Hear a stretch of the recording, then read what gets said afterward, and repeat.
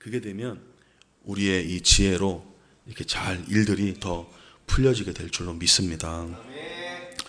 저는 오늘 여러분들에게 이 지혜 중에 지혜가 참 많은데요. 다툼을 피하는 지혜를 말씀드리고 싶어요. 이따가 우리가 잠언을 보겠지만 다툼은 안 된다라고 얘기하는데 다툼을 피하는 지혜. 여러분 이제 성경을 좀 읽고 계시니까 사사기쯤 읽어 오신 분이 계실지 모르겠어요. 사사기에 읽다 보면 기드온의 얘기가 나오죠. 기드온 대부분 아시니까. 기드온이 이제 싸운단 말이에요. 싸워서 전쟁에서 승리를 했어요. 했는데 다 끝나고 특별히 제일 그 전쟁에 큰 공을 세운 지파가 므낫세 지파입니다. 므낫세 지파예요. 원래는 므낫세 지파예요. 근데 에브라임 지파가 나중에 등장하는 거예요. 얘네들은 끝물 탔거든요. 갑자기 뒤에 이렇게 나타나가지고 조금 한 다음에 전쟁 다 끝났잖아요. 그럼 이스라엘 12지파가 기드온한테 감사해야 됩니까? 말아야 됩니까? 되게 감사해야 되는 거예요. 사실은 감사해야 되는데 에브라임 지파가 나타나서 뭐라 그러냐면 섭섭하다 그래요. 야, 왜 우리 이렇게 진작에 안 불러가지고 우리 전쟁에 막 안 하게끔 막 하는 그 성경에 보면 막 싸움을 막 다툼이 막 일어날 정도로 큰 다툼이 됐다 그러는 거예요. 자, 그래서 에브라임 지파가 막 그렇게 된 거예요. 자, 여러분 성경을 읽으면서 우리 상황으로도 한번 비춰볼 수 있는데 여러분들 어떤 일하시거나 이럴 때 어떻게 될지 모르는 상황에서 이렇게 있다가 일이 거의 이제 누가 봐도 잘 될 것 같은 때 갑자기 등장하는 사람들 있죠. 그 사람들이 있어가지고 나중에 뭐라 그래요? 나 자기 공을 잡고 막 얘기하면서 막 그런 사람들이 있잖아요. 자, 그럴 때 그럼 나는 어떤 말을 해야 되느냐? 첫 번째, 성경에 나와 있는 거에서 지혜를 얻어야 돼요. 기드온이 어떻게 하냐면 다투지 않아요. 뭐라 그러냐면 아니, 야, 너희들의 그 끝에서의 그게 너무너무 귀했어. 오히려 너희들이 공이 더 많고 야, 너무너무 훌륭했어. 이렇게 딱 얘기를 하니까 그 시기심과 질투에 가득 찼던, 왜냐하면 에브라임하고 므낫세는 특별히 또 시기가 일어날 수 있어요. 왜 그러냐면 누구의 아들 지파입니까? 요셉의 아들 지파잖아요. 그게 또 오른손 왼손 크로스된 것도 기억나시죠? 야곱이 기도를 하려고 하는데 요셉이 이렇게 장자하는데 므낫세가 이렇게 바꿔가지고 바뀌기도 하고 이상하게 같은 그런 형제끼리면 더 시기 질투가 일어날 수 있잖아요. 게다가 에브라임은 여호수아를 배출한 지파거든요. 여기 우월감도 있는데 거기서 이렇게 쫙 내려가니까 막 이렇게 다가오는 거죠. 자, 그때 어떻게 하느냐? 기드온이 굉장히 좋은 말로 그들을 격려하고 잘했다 그러고 너희들이 짱이라 그러면서 그 큰 이제 전쟁 후에 있을 수 있는 큰 잔치를 이렇게 어떻게 보면 딱 사라질 수 있고 막 다툼이 이어질 수 있는 분위기였는데 기드온이 아주 훌륭하게 마무리를 잘합니다. 자, 반면에 베냐민 지파의 여러분 레위인 첩사건 혹시 사사기 읽다가 기억나시죠? 레위인이 이제 첩인데 그 베냐민 지파 가다가 깡패들 나와가지고 그 첩을 욕보인 후에 이 사람이 이제 다 그 여자 이렇게 지파 돌려가지고 전쟁을 일으키잖아요. 그래서 어느 정도로 되느냐? 지파 하나가 없어질 뻔했어요. 왜냐면 다 쳐가지고 남자들이 다 죽은 거예요. 완전히 그냥 거의 끝이 나버리는 거예요. 이게 큰 무서움이거든요. 아까 기드온 같으면 안 그랬을 수도 있을 거예요.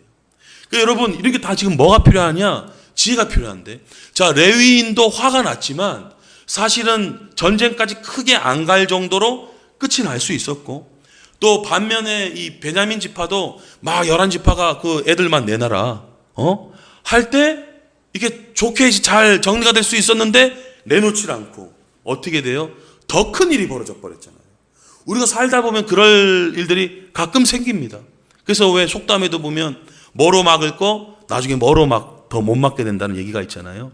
자, 그런 게 다 뭘 얘기하냐면 지혜의 한 방편을 얘기하는데, 첫 번째, 우리 인생에서 가능하면 큰 다툼 안 일어나는 게 좋습니다. 지금 한국과 북한이 대치 중인데 전쟁 안 일어나는 게 좋습니다. 뭐가 필요하냐? 지혜가 필요합니다. 여러분, 나라를 위해 기도하실 때 이 위정자들과 지도자들을 위해서 지혜를 충분히 부어주셔서 전쟁이 안 일어나도록 인도하여 주시옵소서, 이렇게 기도해야 돼요. 성경에서 그걸 볼 수 있어요. 가능하면 전쟁 안 일어나고. 그래서 여러분, 하나님께서 어떤 사람들은 이제 오해해서 하나님이 전쟁을 구약에서 엄청 일으킨다고 얘기하는데 성경을 보세요. 이렇게 안 돼 있어요.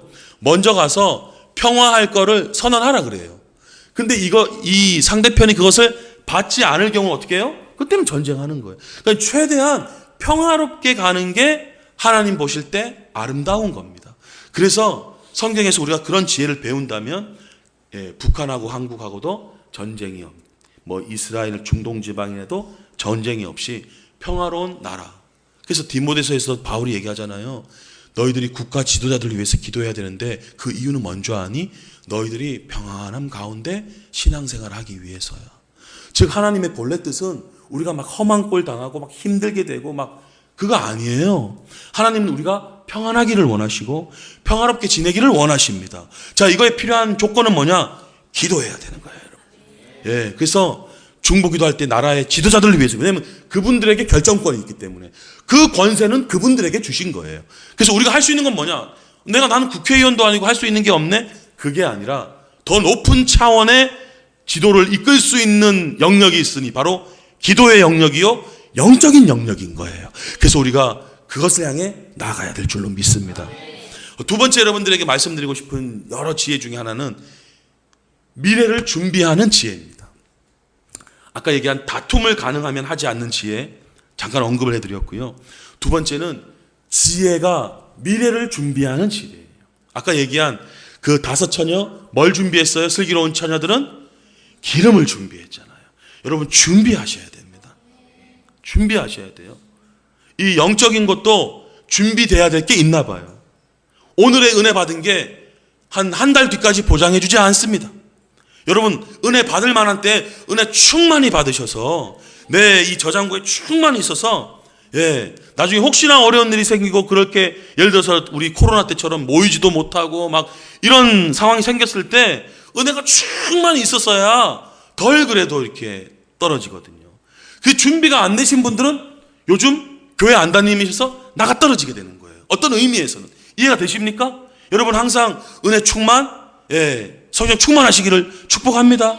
자, 성경에서 그런 영적인 것 외에 이제 이 기름을 준비하는 건 어떤 영적인 영역을 얘기한 거지만 요셉의 경우를 볼 때는 물질적인 것도 준비를 해야 된다고 얘기를 하는 겁니다.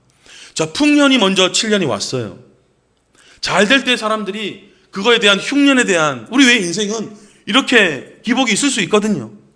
경제, 부동산 다 왔다 갔다, 주식 다 왔다 갔다 하잖아요. 흐름이 그렇잖아요. 해 아래 새 것이 없고 늘 이렇게 왔다 갔다 합니다. 쭉 가는 사람은 없습니다. 아무리 재벌 회장 무슨 대기업이라 할지라도 다 겪더라고요. 보니까 뉴스를 보면 다 겪더라고요. 자, 근데 성경에서 뭘 가르쳐 주느냐?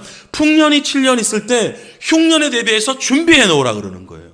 자, 그렇게 요셉이 지혜가 얼마나 놀라웠는지 그냥 좀 준비한 게 아니라 풍년의 때 잘 준비해서 그 흉년의 때를 온 나라, 온 지역에 다 막 땅을 사들이는 거에 놀라운 지혜력을 발동합니다. 즉 뭡니까? 미래를 준비해야 되는 거예요. 여러분 누가복음 16장에 보면 불의한 청지기 비유가 나온단 말이에요. 사람들이 여기서 계속 막히는 사람들이 많은데 제가 하나만 말씀드리겠습니다. 왜 예수님이 칭찬하셨냐? 이 사람이 실업자가 될 뻔했어요. 이제 실업자 사장으로부터 해고, 파이어 통보가 난 거예요. 근데 이 사람이 취할 일이 뭐냐? 낙심하고 떨어진 게 아니에요. 내가 빌어먹고 살기 부끄럽고 내가 어떻게 해야 되지?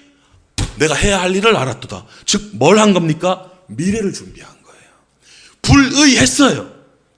불의했지만 세상은 불의한 곳이 많으니까 불의했지만 예수님이 이분에 대해서 칭찬한 건 불의함이 아니라 불의함에 초점 맞추지 마세요. 이 사람의 뭘 본받아야 되느냐? 미래를 준비한 지혜를 너희들이 배워야 된다. 이 얘기 하나를 가져가시기를 축복합니다. 즉 가능하면 다투지 않는 지혜를 우리가 얻을 수 있어야 되고 하나님 또 미래를 준비할 수 있는 지혜를 허락하여 주시옵소서. 그래서 흉년의 때와 풍년의 때가 우리 가운데 있을 때 우리가 어떻게 해야 될지, 풍년의 때 흥청망청 쓰고 이 날이 영원할 것 같아서 나중 때를 준비하지 못하다가 쓰러지는 분들이 얼마나 많이 있습니까? 하나님 지혜를 허락하여 주시옵소서.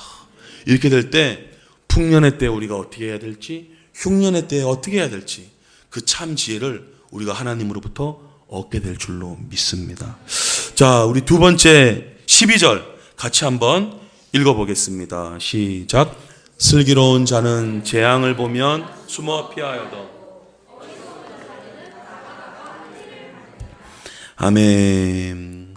자, 이런 여기서 지금 말하는 재앙은요, 갑자기 닥친 사고나 재앙을 얘기하는 것은 아닙니다. 왜냐하면 재앙을 보면이니까.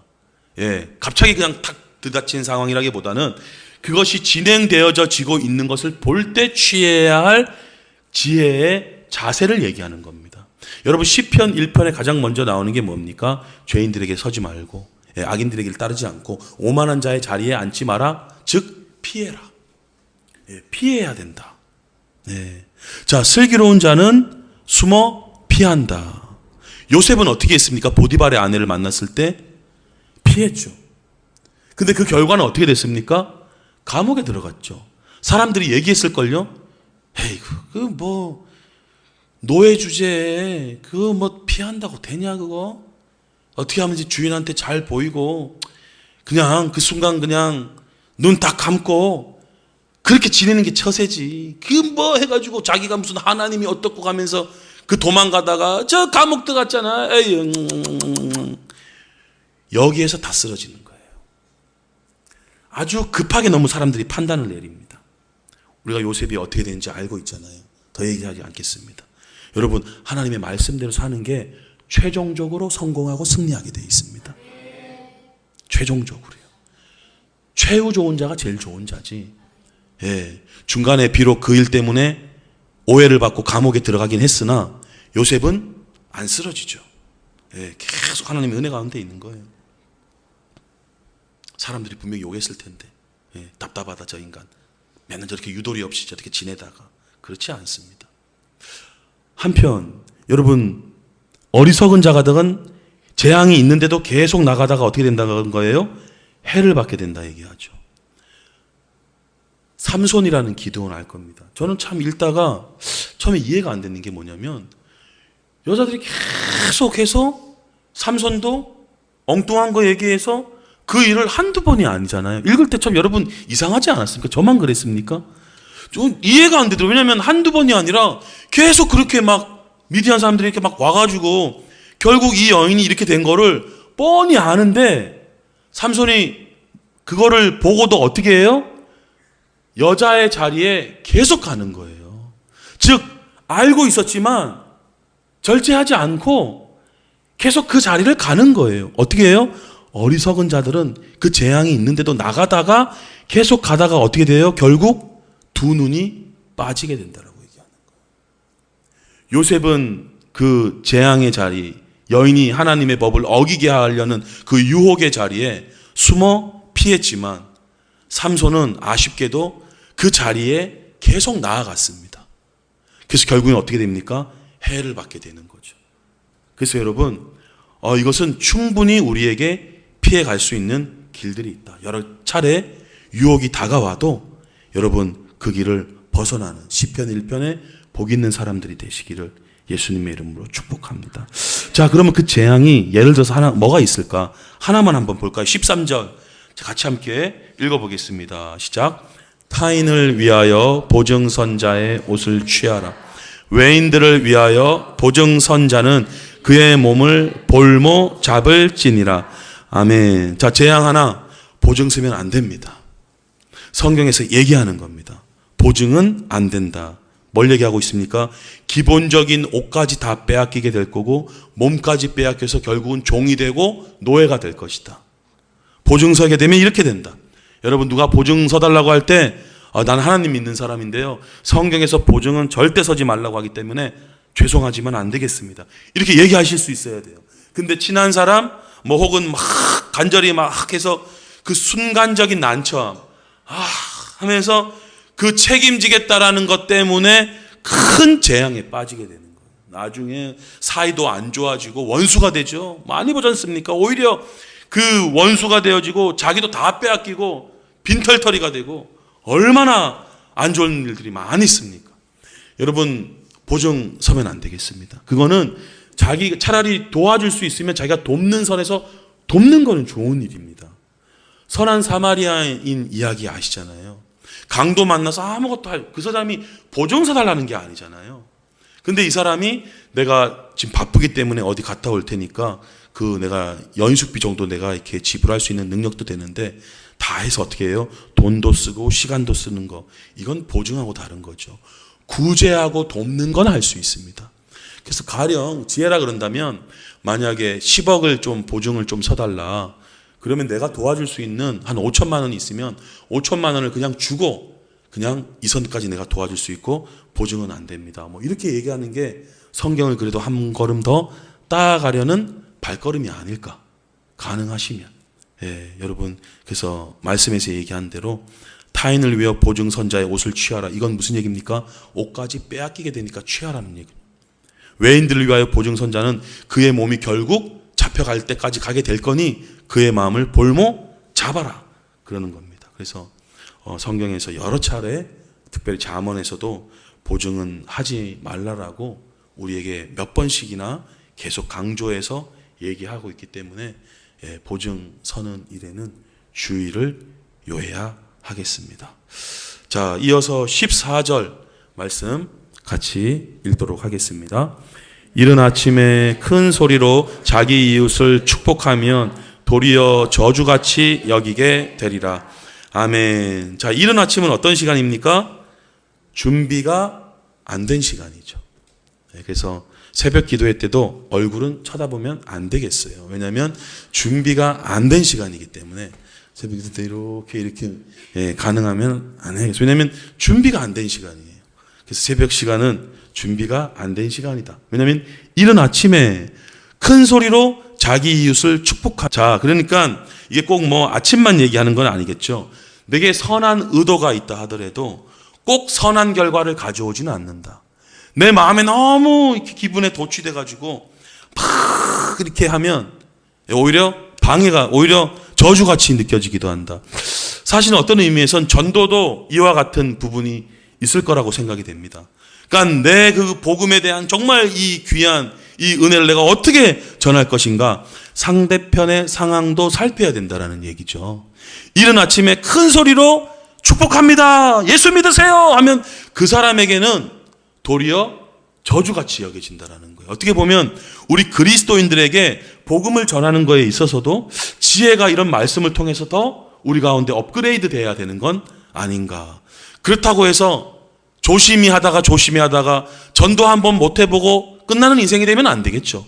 적절한 기회를 찾으라는 얘기지, 이 어떤 거에 때문에 부정적인 요소가 있다고 해서 포기하라는 얘기는 아닙니다. 오히려 더 좋은 기회를 계속 기다리고 있으라, 이렇게 가야 되는 것이죠. 이해되십니까? 그러니까 여러분, 우리는 축복을 할 준비를 하고 있어야 될 줄로 믿습니다. 다만 때에 맞는 말로 내가 축복을 하겠다, 그 때를 하나님 보여주시옵소서, 이렇게 돼야 되는 거예요. 욥은 고난 가운데 친구들이 왔습니다. 여러분 욥기를 읽어보면 알겠지만 욥의 친구들의 이야기가 맞는 얘기입니까? 틀린 얘기입니까? 거진 다 맞는 얘기고요. 동그라미 쳐야 될 얘기고 아주 외워야 될 얘기들이 많아요. 근데 축복같이 안 느껴진단 말이에요. 왜요? 시기적절하지 않았기 때문에. 그래서 여러분 무엇이 필요합니까? 지혜가 필요합니다. 만약에 그 욥의 세 친구들이 욥의 그 마음을 들을 수 있었더라면 아마 좀 더 다른 어떤 이야기나 그런 것들로 위로하고 격려하고 함께 중보하는 사이가 되지 않았을까. 그래서 하나님은 판단하시죠. 욥의 이 친구들의 이야기가 꼭 막 다 틀려 먹었다 이런 뜻이 아니라 적절하지 않았다. 왜냐하면 욥이 더 의인이기 때문에. 저랑 아내랑 가끔 하는 얘기가 있습니다. 사연 없는 사람들이 없다. 우리 가끔 사람에 대해서 너무 쉽게 판단을 할 수가 있잖아요. 근데 그 사람의 자라온 배경, 그 사람의 어떤 겪었던 일들, 그걸 우리가 모르는 상황에서 그냥 지금의 현재의 모습에서만 너무 판단할 때가 많거든요. 근데 그렇지 않습니다. 저 사람이 왜 지금 저런 행동을 할 수밖에 없고 왜 저런 생각을 할 수밖에 없는지를 저 사람의 긴 과거의 시간과 여러 가지 모든 것들을 종합해 볼 때 부모님은 어떠셨으며 저분이 어떤 교육을 받았으며 어떠한 사람들의 일상을 지나왔는지를 종합적으로 검토해 보지 않는 이상은 판단할 수 없어요. 근데 그것을 할 수 있는 분은 누구냐? 오직 재판장이신 우리 주 하나님 한 분이란 말이에요. 그래서 성경에서는 비난하지 말아라 그런 거죠.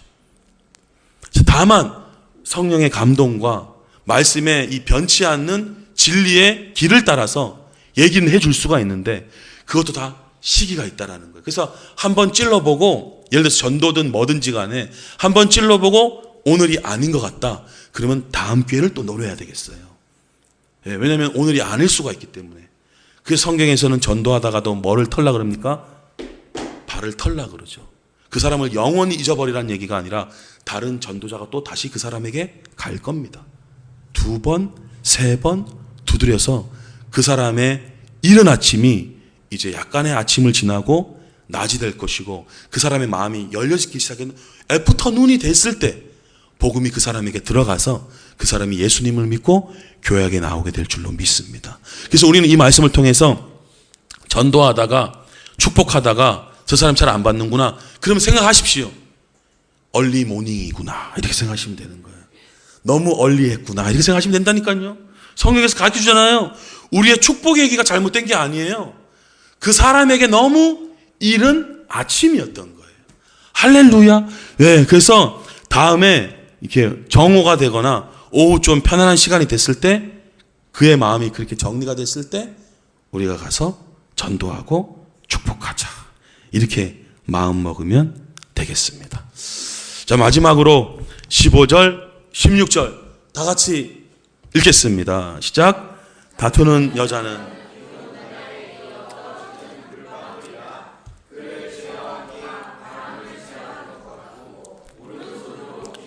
움키는 것 같으니라. 아멘. 자, 다투는 여자는 비 오는 날에 계속 떨어지는 물방울이다. 그러니까 이렇게 비 오는데 물방울이 막 새서 막 계속 들어오나 봐요. 네. 비 오는 날에 어디 집이 조금 구멍 나 있거나 뭐 약간 좀 돼 있으면 계속 떨어지는 물방울 얼마나 힘듭니까? 또 16절에 그를 제어하기가, 다투는 여자를 제어하기가 바람을 제어하는 것 같고, 됩니까? 안 됩니까? 안 된다는 거죠. 오른쪽 손으로 기름을 움키는 것 같으니라. 자, 손으로 기름 한번 움켜쥐면 어떻게 돼요? 기름이 다 새죠. 움켜쥐게 됩니까? 다 셉니까? 다 샌다는 거죠. 자, 기분이 좀 안 좋네요, 목사님. 다투는 여자 이렇게 되니까. 기본적으로 성경은 남자들에게 하는 얘기가 많아요. 제가 늘 말씀드리지 않습니까? 모인 사람이 남자 5,000명이더라. 그리고 형제더라. 일단 기본적으로 남자들에게 하는 얘기입니다. 자, 그래서 다투는 여자 이렇게 얘기해서 어떤 의미에서는 내가 아직 결혼을 안 한 사람이다. 자, 결혼 안 한 사람이면 상대편에게 뭘 봐야 되느냐? 잘 다투느냐, 다투지 않는 사람이냐. 아까 지혜가 그걸 했잖아요. 기도는 안 다투는 쪽으로 갔단 말이에요. 아까 베냐민 집안 다투는 쪽으로 갔거든요. 그 레위인도 다투는 쪽으로 갔거든요. 여러분, 가능하면 상대편이 잘 다투냐 다투지 않는 사람을 진영자매님 보시기를 바랍니다. 그러니까 이거는 꼭 뭐 남자에게만 향한 얘기가 아니라 사람 전체를 두고 될 때는 남자도 다투기를 잘하는 사람이 있을 수 있잖아요. 그러면 하여튼 완전히 거듭나서 예수님의 은혜로 쫙 되지 않는 이상은 다투기를 즐기는 사람이나 자주 다투는 사람은 이게 잡을 길이 쉽지가 않다. 성경에서 이렇게 얘기해 주는 거예요. 즉 반대로 말하면 가능하면 우리는 다투지 말아야겠다. 그래서 다투는 여자는 비 오는 날에 이어 떨어지는 물방울이고, 그런 사람은 제어하기가 오른손으로 기름 움켜쥐는 것과 같고 아예 거의 쉽지 않다. 주여, 우리의 가정의 교회의 나라의 다툼이 사라지게 하여 주시옵소서. 다툼이 떠나가야 돼요. 그래서 하나님, 우리는 평화를 전하는 사람들이 되게 하여 주시옵소서. 최대한 안 다투는 쪽이요.